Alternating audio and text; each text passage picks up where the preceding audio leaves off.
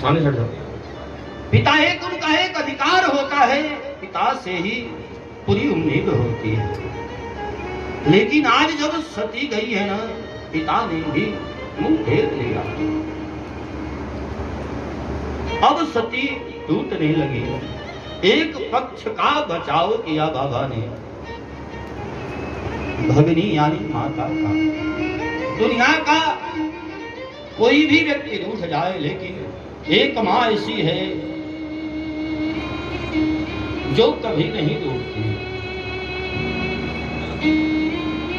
माता पक्ष का बचाव किया। माँ है ही ऐसी चीजा।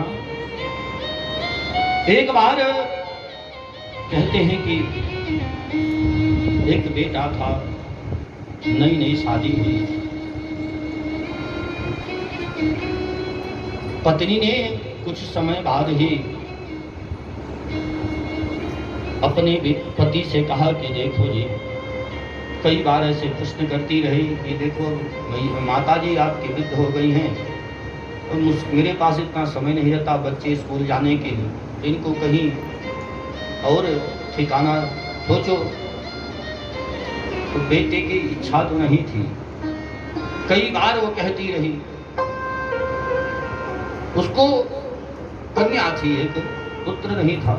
तो एक दिन बेटे ने पहले तो ये किया कि माँ को कहा कि माँ मैं मजबूरी हूँ, मेरी मजबूरी को समझो, मैं मजबूर हूँ माँ। कहा कि बेटी कोई बात नहीं। यहाँ भी माँ ने सहन किया, कहा कि बेटे कोई बात नहीं, मुझे ले चल कहीं भी बैठा देगा बेटे, 2 वक्त की रोटी तो मिलेगी। ले जाके उस माँ को एक वृद्धाश्रम में डाल दिया। फिर भी उसकी बहू को यानी उसकी पत्नी को अभी भी संतुष्ट नहीं है। एक दिन किसी ज्योतिषी के पास गई और ज्योतिषी ने क्या उल्टा सीधा पढ़ा दिया कि किसी अपने बूढ़े स्त्री की कलेजे का खून पिएगी ना, तब तेरे पुत्र हो। बहुत दुष्ट आत्मा हो वैसे ही कर बैठी, अपने पति के साथ जिद करने लगी। कहा कि मुझे किसी ने कहा है कि अपने माँ के कलेजे को ले आओ और मैं पीऊंगी तो मुझे पुत्र होगा, मुझे पुत्र चाहिए।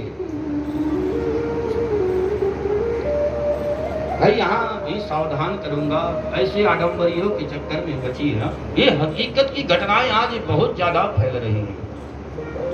पढ़ा लिखा समाज हो रहा है, पढ़ा लिखा होकर के भी आप भी कई बार खूब पंडुकता के शिकार बन जाते हैं। सावधान होइए। तो उस व्यक्ति को बहुत मजबूर कर दी कि मुझे चाहिए, आपकी माँ का कलेजा चाहिए। वो व्यक्ति जाना तो नहीं चाहता था, जाके माँ के सामने चुपचाप बैठ गया। माँ समझ गई कि आज बेटे के पास कोई ऐसी मजबूरी है। पूछा माँ ने कि बेटे क्या बात?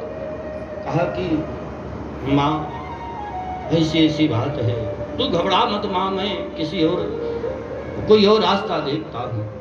कहा कि उस दिन उसने किसी अन्य जानवर का कलेजा ले जा करके दिया है और उसकी दुष्टात्मा पत्नी ने न जाने किस कारण बस पहचान लिया, कहा कि नहीं ये है ही नहीं।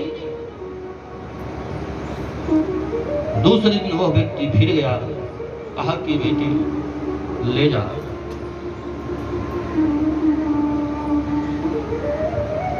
मेरा